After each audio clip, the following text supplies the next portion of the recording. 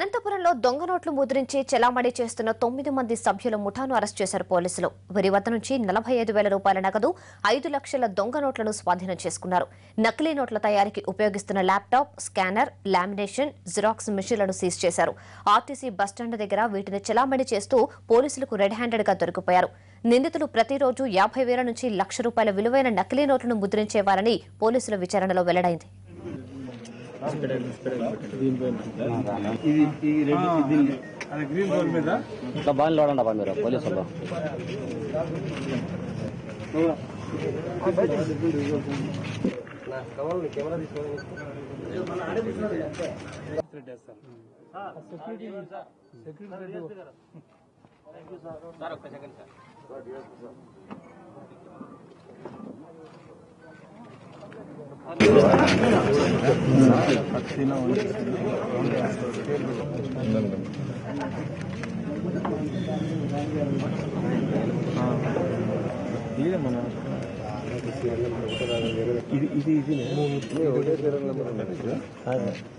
ఈ 3 నోట్లు పెట్టినారు దాన్ని